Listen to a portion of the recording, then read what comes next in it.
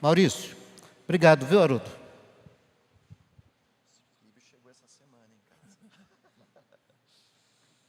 Vamos ficar em pé? Acho que para honrar esse Deus, né, que entregou o Filho dele por nós. Acredita nisso? Consegue acreditar nisso? Que Ele entregou o Filho dele por você? Pai, obrigado pela vida do Haroldo, Senhor.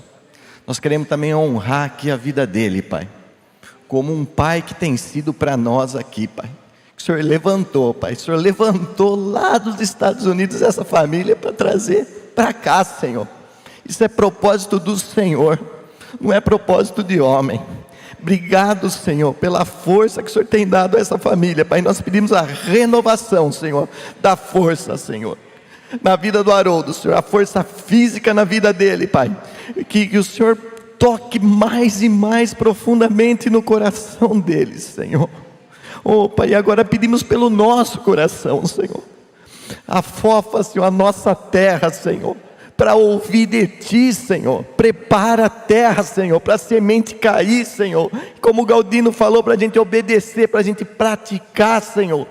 Em nome de Jesus, Senhor. Obrigado, Senhor, pelo privilégio, Senhor, que nós temos de poder parar aqui nesse país e ouvir a Tua palavra, Senhor, com liberdade, Senhor. A gente poder abrir uma Bíblia, Senhor, e ler a Tua palavra em conjunto, Pai. Obrigado, Senhor. Obrigado, Pai, em nome de Jesus, Senhor. Amém. Amém.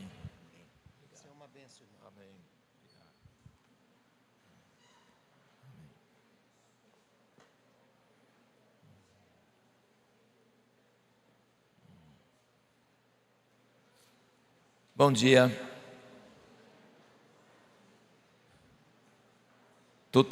Todo dia, quando eu leio a Bíblia, no Caminhando pela Bíblia, nós estamos terminando Atos e vamos terminar o Novo Testamento no dia 31 de dezembro. E desafiamos todo cristão deve estar lendo a Bíblia toda sempre. E não gasta mais do que 15 minutos por dia. Agora, se você pular um dia, aí no outro dia vai dar meia hora, né? Se você pular a semana inteira, aí vai dar umas 2 horas no domingo.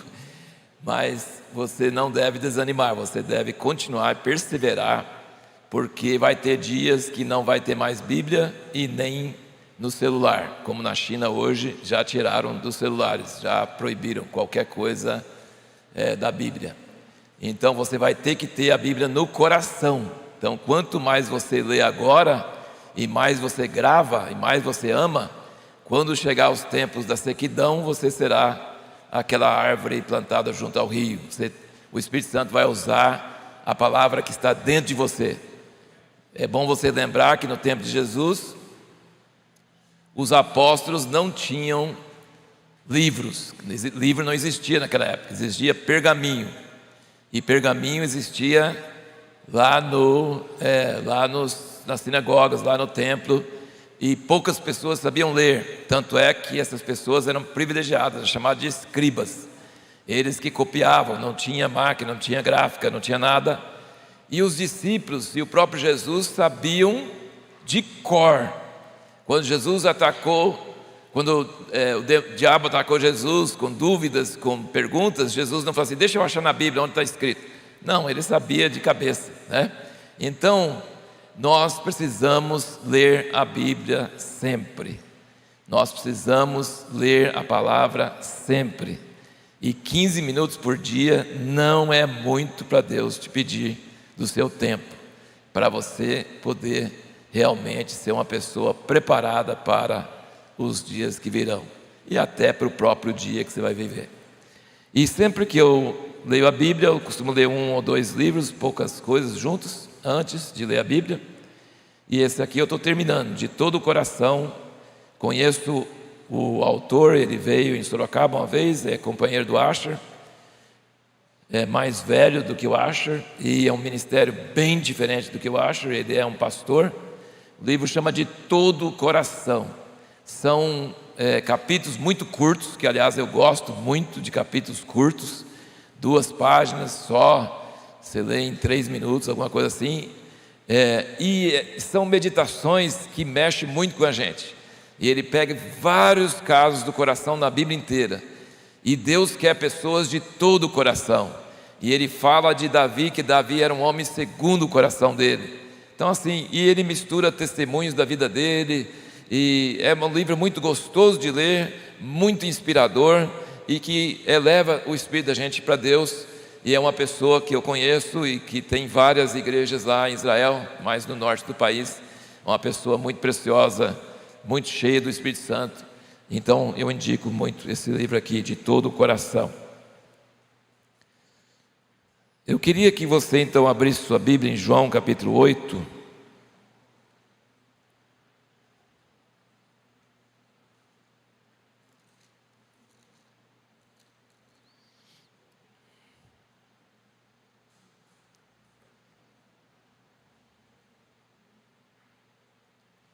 Eu não sou de ter visões, não dou muito valor em sonhos. Não estou dizendo que você deve ser assim, estou dizendo que cada pessoa é uma pessoa. Então tem gente que tem pessoa que Deus fala em sonho toda noite. O Marion é uma pessoa que escreveu até um livro, Deus fala através dos sonhos. Então, e biblicamente tem pessoas que tinham visões para valer, e tem outros que não tinham nada de visão. Zacarias é um cara que tinha tanta visão que num capítulo só tinha 4 visões. Entendeu? E outros profetas não eram tanto de visões, mas a palavra de Deus vinha para eles. Então Deus fala com cada pessoa da sua maneira, do seu jeito. E ontem de manhã, antes de acordar, veio esse versículo na minha mente do nada. É o 8:29, mas nós vamos ler o 28 também. Veio do nada esse versículo em minha mente, e muitas vezes acontece isso. Aí eu sinto que é uma semente, que é uma palavra de Deus para nós, Então, a partir desse versículo que veio em minha mente, é que eu senti que tinha uma palavra de Deus para nós. Versículo 28 de João 8, ele diz: prosseguiu, pois, Jesus: quando tiveres levantado o Filho do Homem, então conhecereis que eu sou, e que nada faço de mim mesmo. Nada faço de mim mesmo, mas como o Pai me ensinou, assim falo. Ou seja, Jesus está dizendo: eu não faço nada, não falo nada, eu não sou origem de nada, eu faço só o que o Pai manda fazer, e eu falo só o que o Pai manda falar. Eu sou um porta-voz do Pai. Eu sou uma pessoa que não vou inventar moda, não vou arrumar ideias, não vou fazer nada, não vou fazer a minha vontade. Eu vou fazer só aquilo que o Pai que me enviou, e o Pai que me enviou manda fazer. Então é isso que ele está falando. Ele fala isso muitas vezes em João, e esse é o contexto. Não foi esse versículo que veio na minha mente, tá? É o próximo que veio na minha mente. Mas esse é o contexto, tá? O contexto é que... Agora pensa assim: se alguém me envia, significa que esse alguém não foi. Obviamente, ele não foi e ele me manda no lugar dele, certo? Então o Pai estava lá no trono, ele não veio, ele mandou o Filho, certo?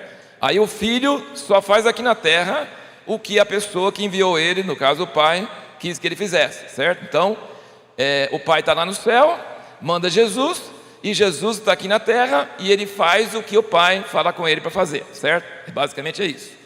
Só que, olha que interessante o versículo 29.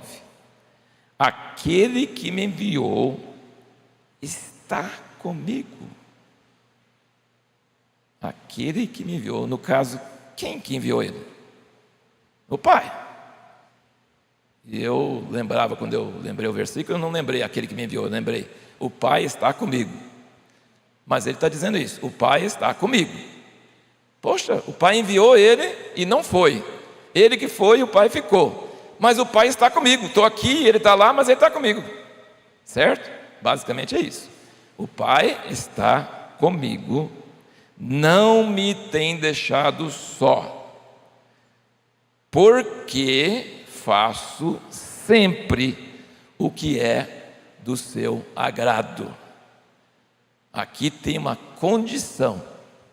Vamos imaginar que Jesus não fizesse sempre o que é do agrado de seu Pai, o Pai não estaria comigo. O Pai está comigo porque eu faço sempre o que é do seu agrado. Captou a ideia? O Pai está comigo. Jesus é o Filho de Deus. Quanto mais nós, né? Quanto mais nós, é verdade nós. Se a gente não fizer o que é do agrado dele, ele não está conosco. E se a gente fizer do agrado dele, ele está conosco. Então Deus está conosco se fizermos o que é do seu agrado. Porque o próprio Filho dele, Jesus, que veio para a terra, o Pai está comigo, não me deixou só, porque eu faço sempre o que é do seu agrado.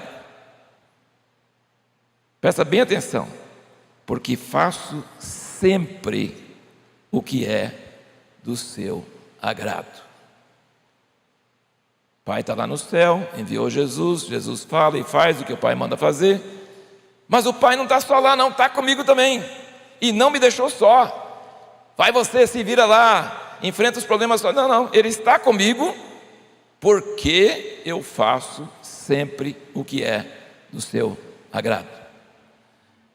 Então, vamos pensar assim, vamos meditar só um pouquinho sobre quem é Deus e sobre onde Deus fica, onde Deus está, tá?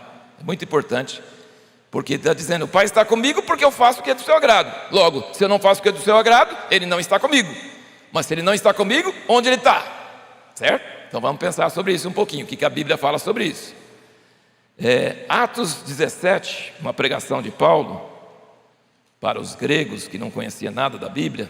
Atos 17, ele diz o seguinte, você vê, essa é a única pregação de Paulo que ele não cita um versículo da Bíblia. Sabe por quê? Porque os gregos não conheciam a Bíblia.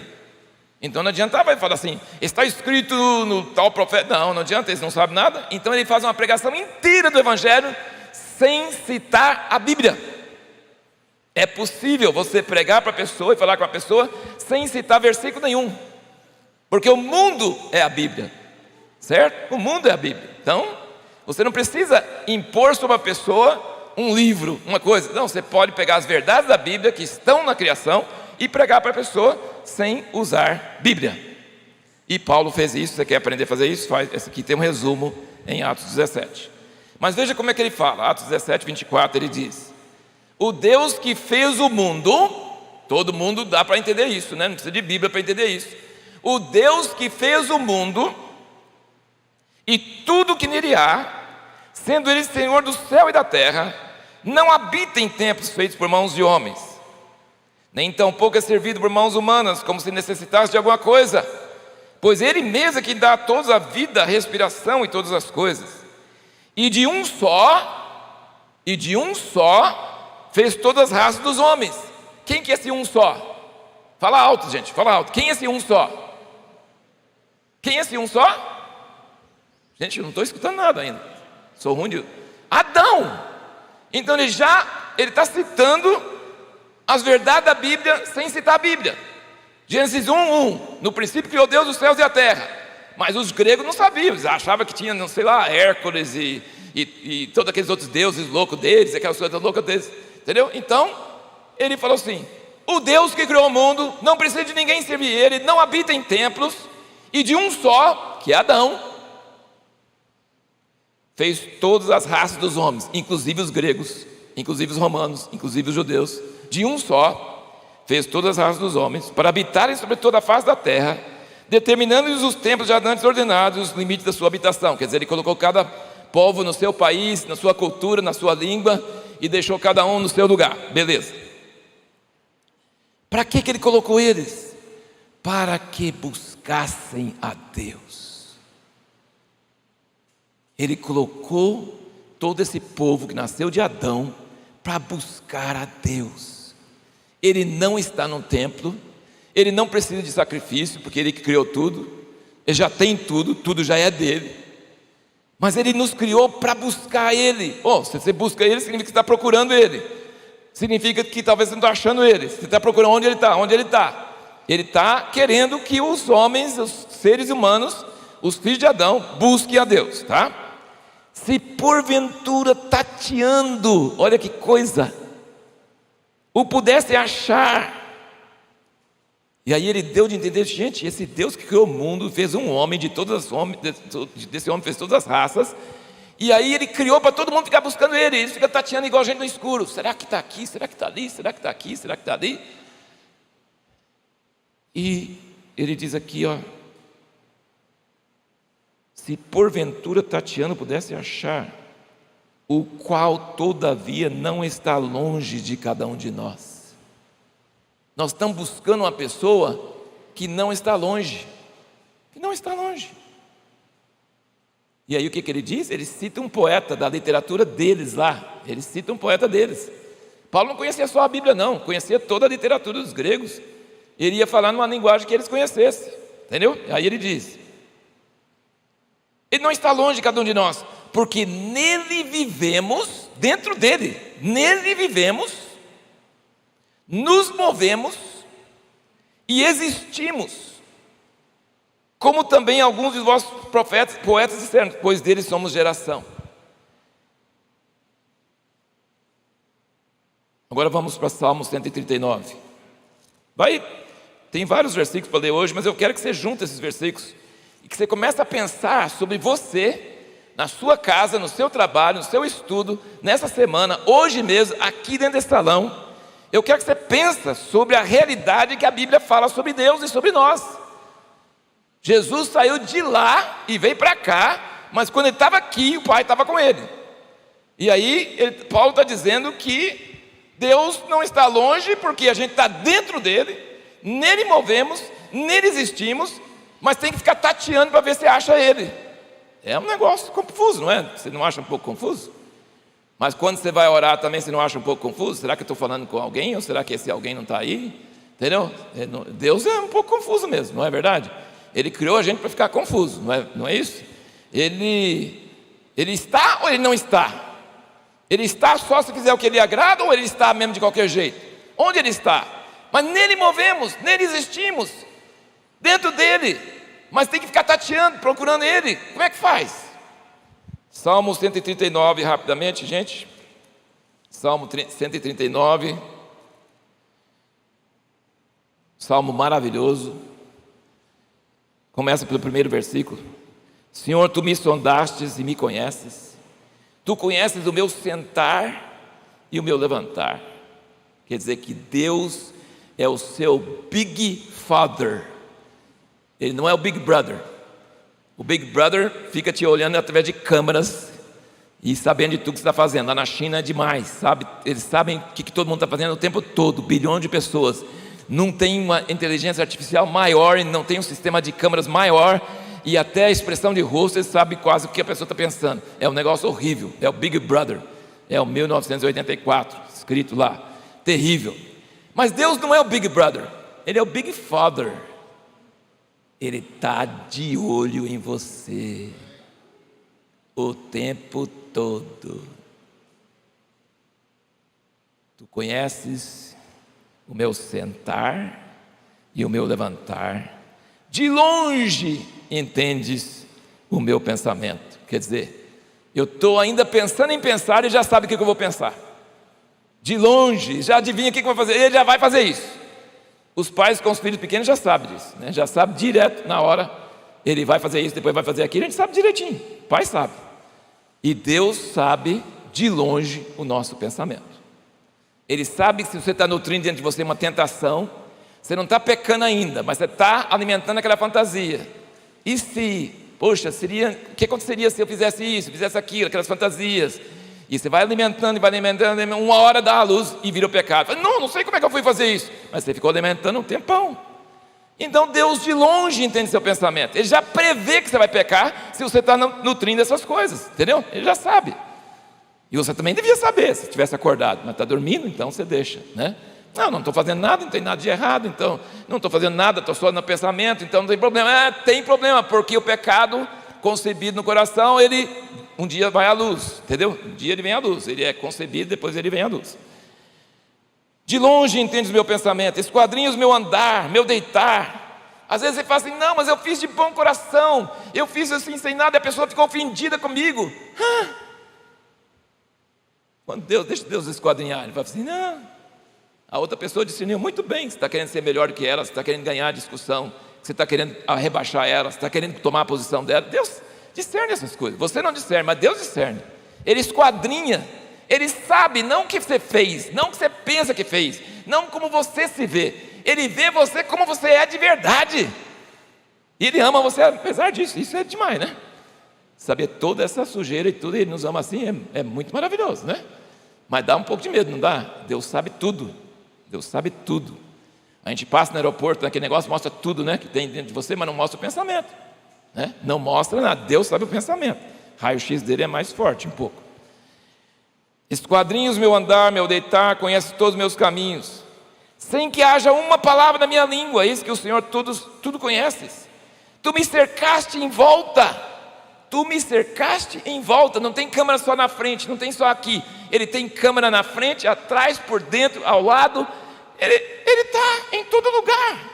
Ele é onipresente. Ou seja, não tem um lugar tão pequenininho que não esteja, e não tem um lugar tão longe que não esteja. Ele está em todo lugar.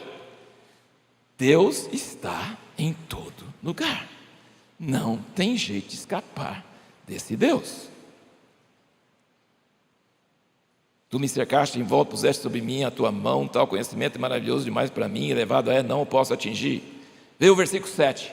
Para onde me irei do teu espírito? Ou para onde fugirei da tua presença? Se subir ao céu, tu aí estás. Se fizer no inferno, no céu a minha cama, eis que ali tu estás também. Se tomar as asas da alva, se habitar na extremidade do mar, ainda ali a tua mão me guiará e a tua destra me susterá. Então isso é uma promessa e uma ameaça, né? A promessa é que Deus não existe lugar nenhum que a gente esteja que Ele não pode estar. E a ameaça é: cuidado, porque está vendo o que você está fazendo em qualquer lugar que você está. Certo? Isso é a onipresença de Deus. E agora volta aqui para Jó. Jó capítulo 9, versículo 11. Jó 9, versículo 11 diz o seguinte: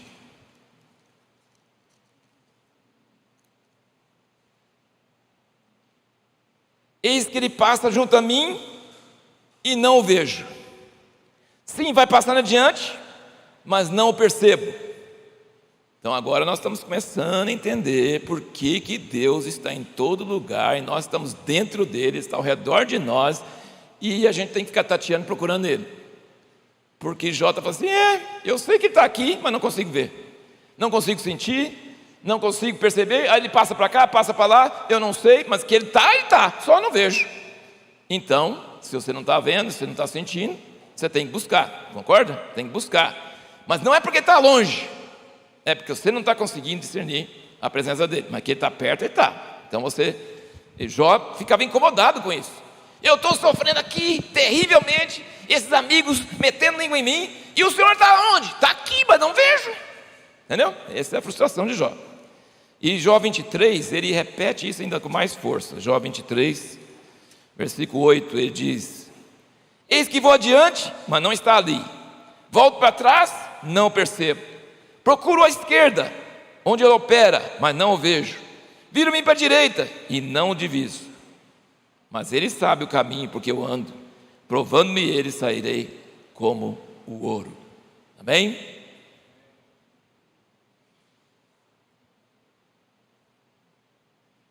Então, gente, o que Jesus quis dizer? Que o Pai está comigo, porque eu faço sempre o que lhe agrada. Quando ele fala isso, ele quer dizer o contrário. O Pai não estaria comigo se eu não fizer sempre o que lhe agrada. Ou se às vezes eu faço o que lhe agrada, aí ele está. Mas quando eu faço o que não agrada a ele, aí ele se afasta. Mas como eu sempre faço o que lhe agrada, ele está comigo o tempo todo.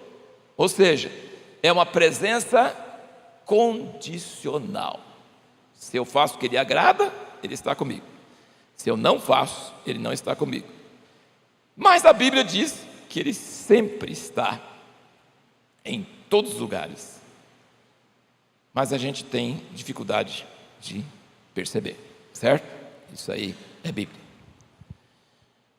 Esses últimos meses nós temos ouvido muito sobre a obra da cruz e entendido que nós, de nós mesmos, não vamos melhorar, não vamos agradar a Deus e não tem esperança em nós, certo? Por mais que alguém incentive, exorte, faça isso, faça aquilo, a gente fala assim, vou fazer, a gente faz na segunda, na terça já não faz, tá? Então assim, se olhar para nós, sem chance. Mas se olhar para Ele fez a obra, então tem uma esperança, uma bendita esperança. Eu não consigo, mas Ele consegue e Ele fez. Então olhando para Ele, crendo nele, eu tenho esperança. De mim não tenho esperança, mas na obra dele eu tenho esperança, amém? Só que, vira então comigo rapidamente para Colossenses 2, capítulo 2, tem uma verdade muito forte aqui, Colossenses 2. Normalmente eu não gosto de ficar olhando muitos versículos, muitas referências, mas hoje eu senti a necessidade de olhar várias referências para construir um pensamento para você levar para sua casa essa semana e começar a pensar sobre isso, tá? E meu alvo para você é que você faça como Jesus, que você sinta a presença do Pai, porque você faz o que agrada a Ele, certo? É isso que eu quero que você leve embora dessa reunião hoje. Eu quero que você entenda que se você fizer o que é do agrado do Pai, Ele vai estar com você o tempo todo, como Ele esteve com Jesus.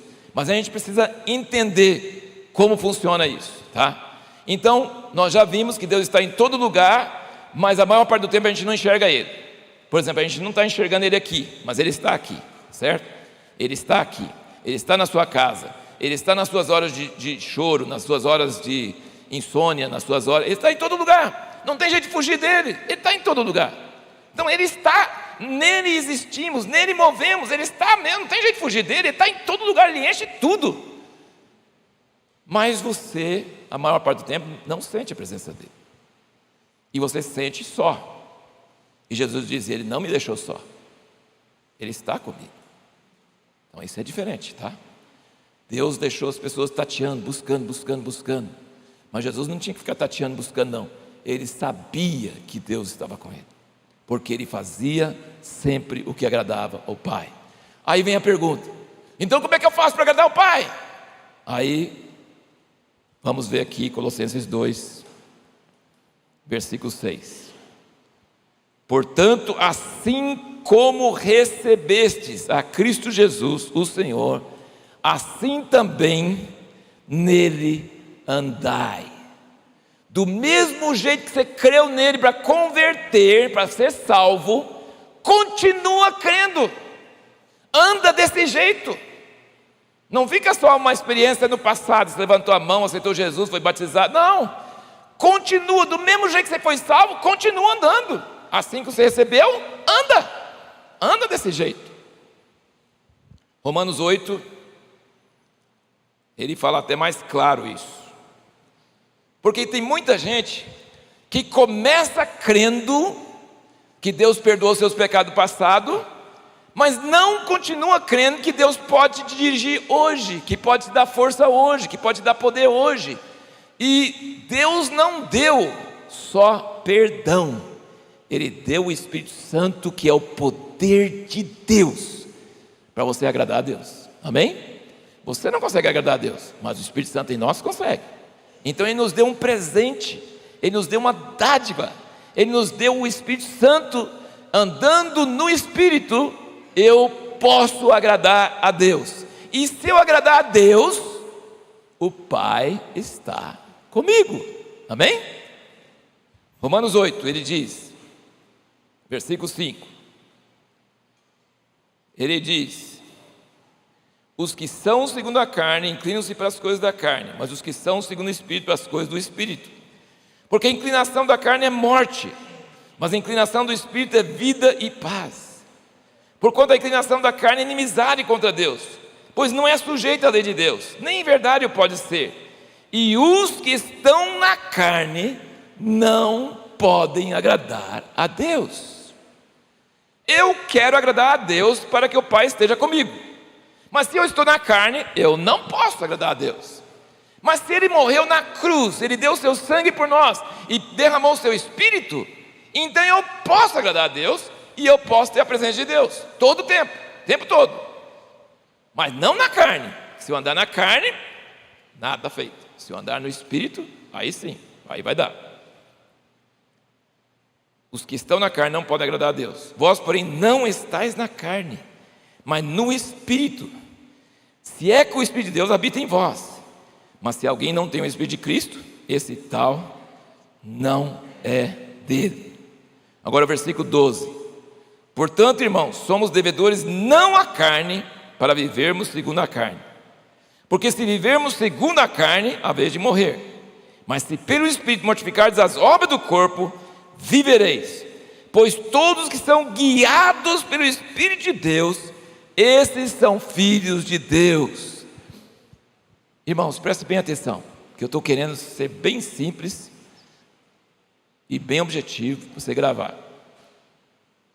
Você precisa de Deus para agradar a Deus. Não tem jeito, sozinho você não consegue. Você nem sabe o que devia fazer. Você deve dar dinheiro para essa pessoa, você deve dar uma resposta mole, deixar a pessoa fazer o que quiser, você deve dar uma resposta dura, repreender ela, você deve largar seu emprego e fazer outra coisa, você deve ir para a missão. Você não sabe o que fazer. Como é que você vai agradar a Deus se você nem sabe o que Ele quer? E segundo, se você está firme para Deus abençoar você e fazer o que você quer, e você não está entregue para Ele fazer o que Ele quer, você não vai agradar a Deus nunca, porque Ele criou você para servir a Ele. Ele criou você para fazer nada que não fosse a direção dEle, certo? Então você quer agradar a Deus, você tem que fazer igual Jesus, só falar o que Ele fala, só fazer o que Ele faz, certo? E como é que eu vou fazer isso se eu não sei o que é? Eu não sei. Na carne eu penso assim, não, se eu vou ganhar mais dinheiro eu vou para lá, se eu vou perder dinheiro não vou para cá, se alguém vai ficar chateado comigo, não vou falar isso, porque ela vai ficar chateada comigo.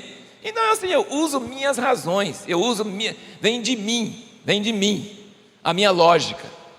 Agora, os que são guiados pelo Espírito são filhos de Deus. Ele nos deu o Espírito. Ele nos deu o Espírito.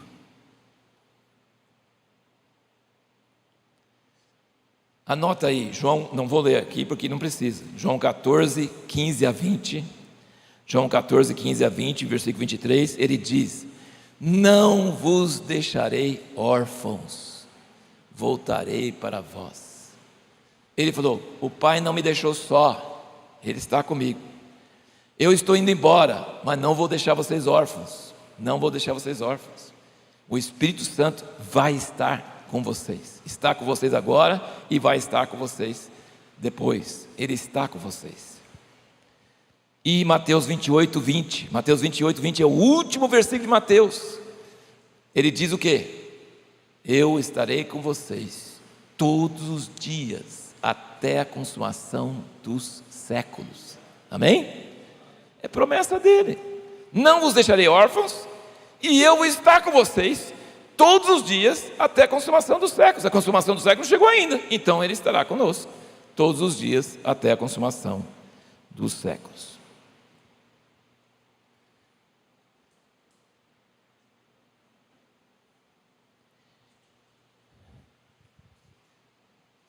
Vamos pensar um pouquinho agora.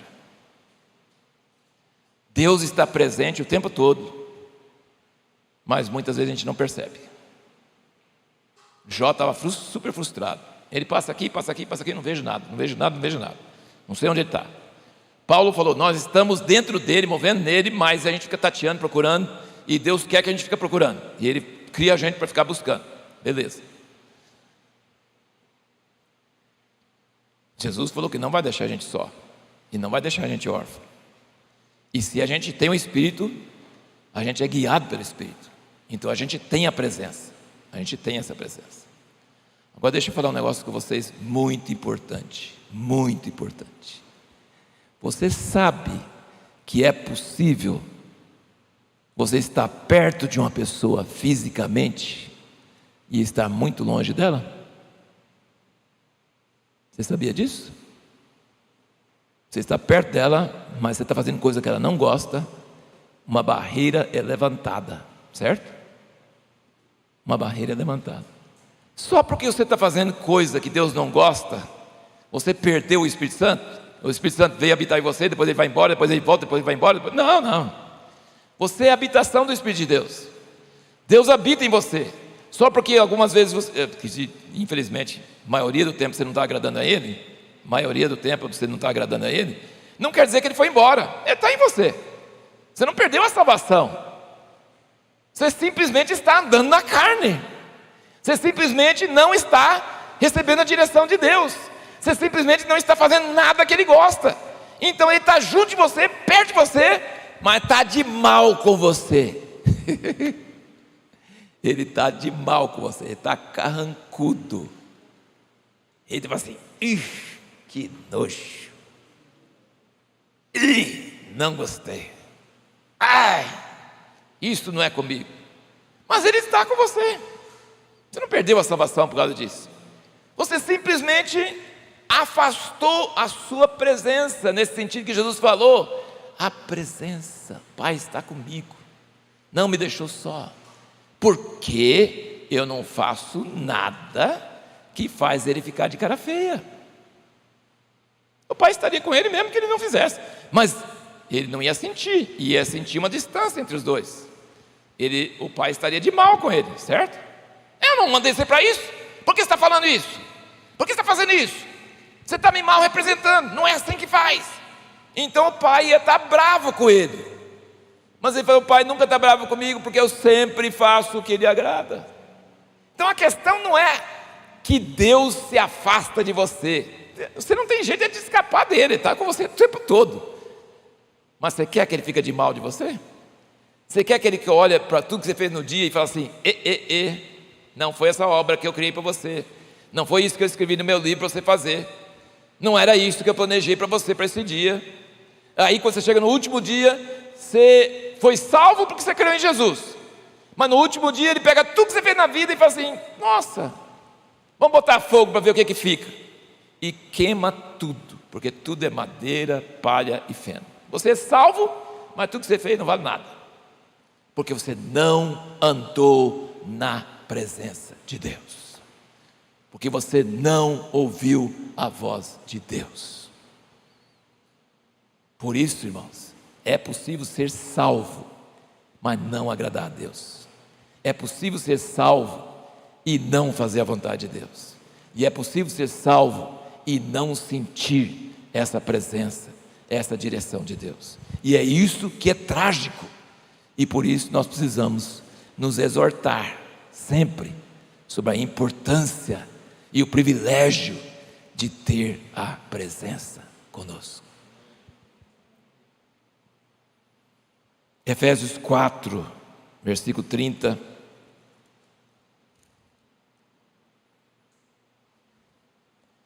Não entristeçais o Espírito Santo de Deus, no qual fostes selados para o dia da redenção. Você recebeu o Espírito de Deus, você é a habitação de Deus, você é o enviado de Deus. Você é uma pessoa que pode mostrar Deus para o mundo. Eles não sabem como Deus é, mas você é morada de Deus. Você recebeu esse presente, Ele deu de presente para você. É o penhor da nossa herança, é o que vai ressuscitar você no último dia. Você tem o Espírito Santo dentro de você, mas você não está manifestando Ele ao mundo. Não entristeça Ele, porque Ele está perto de você, dentro de você, mas está carrancudo e está bravo e não está gostando do que você está fazendo. Ele não gosta do que você fala, Ele não gosta do que você faz, Ele está chateado. Não entristeçais o Espírito Santo de Deus, no qual foste selados para o dia da redenção. E 1 Tessalonicenses 5, 19, é um versículo bem curtinho mesmo.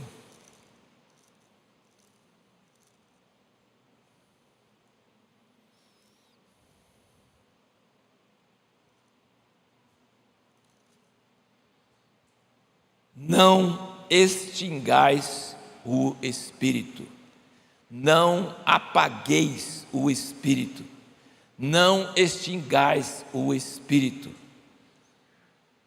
Irmãos, Deus é genial.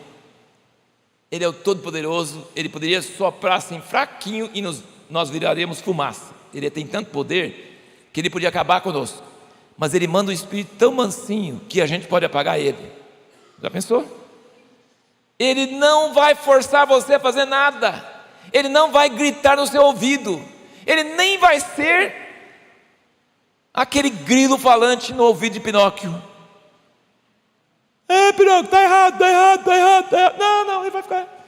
O Espírito Santo é mansinho, é gentil, é sutil. Se você não ficar bastante quieto, você não escuta ele. Se você não tirar tempo para ler a palavra e para orar, você nem sabe o que ele está pensando sobre você. Você acha que você está certo, e quando você está orando, você estava errado. Ele não gostou. Entendeu? Então assim, a oração não é para Deus responder você. Eu li uma coisa muito interessante no outro livro hoje de manhã, que a gente faz Deus de acordo com o que a gente pensa.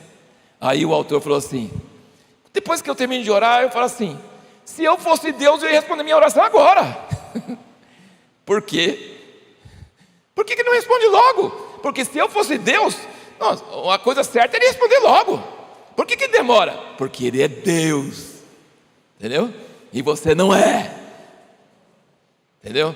Então assim, Ele tem outros pensamentos, Ele tem outras ideias, Ele pensa o seu bem maior.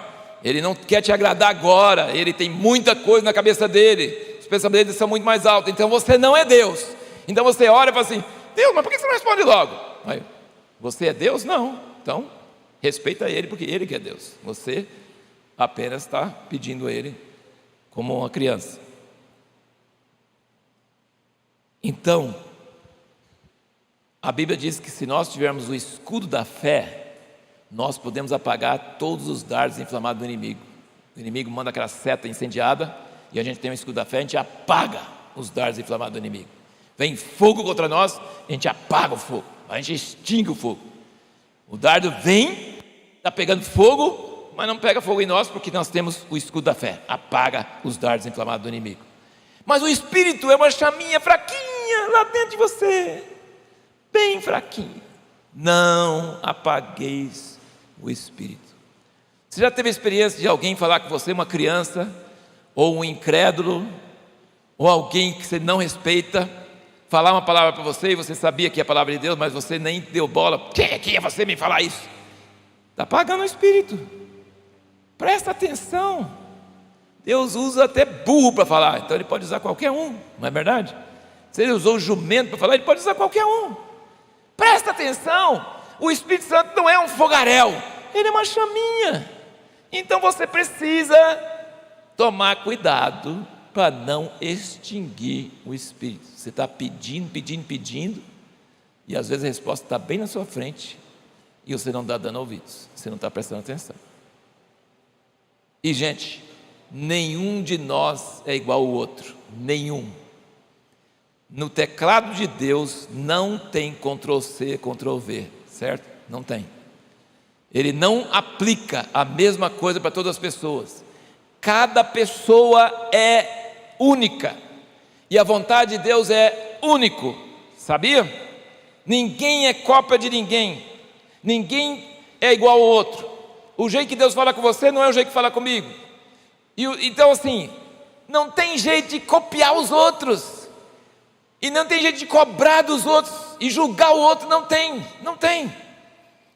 Agora cada um sabe se está fazendo ouro, prata, pedras preciosas, ou se está fazendo madeira, palha e feno. Você está respeitando o Espírito Santo? Você está não entristecendo? Você está aquietando o seu espírito para tentar entender qual é a vontade de Deus? Você, cada dia de manhã, você procura saber qual é a vontade de Deus? Como você pode agradar a Deus naquele dia? Durante o dia você está andando pensando, quem é a pessoa que Deus quer que eu abençoe hoje? O que Deus quer que eu faça hoje? Como que eu posso agradar o Pai? É sua herança. Você é filho de Deus. Os filhos de Deus são guiados pelo Espírito de Deus. Amém? Grandes coisas na minha vida aconteceram através de contatos eventuais. Contatos, nada a ver. Amizades, relacionamentos, coisas grandes que Deus fez na minha vida, foi através de coisas pequenas. Você está disposto a largar tudo e dar valor para aquilo lá? Essa pessoa é importante, essa coisa é importante, presta atenção nisso. Quem é filho de Deus é guiado pelo Espírito de Deus.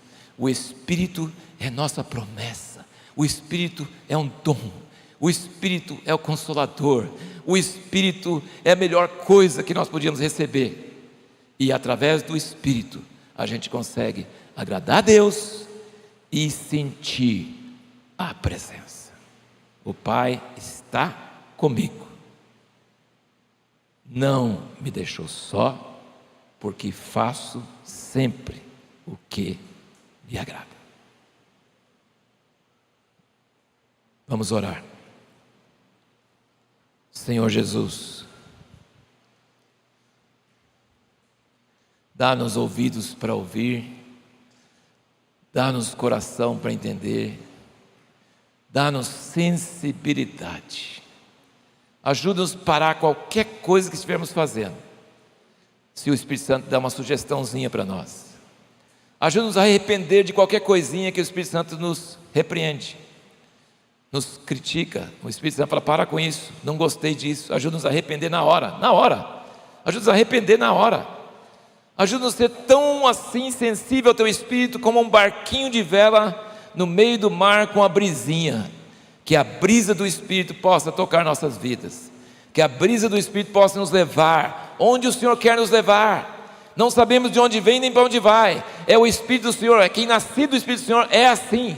Senhor, eu peço que essa igreja seja vivificada pelo Espírito, e que cada irmão comece a sentir essa invasão da Tua vontade, do Teu querer. Senhor, descobrir a Tua vontade nesses dias maus. Estamos em dias maus, não queremos ser nécios. Ensina-nos a não guardar dinheiro para coisa que depois vai ser roubado.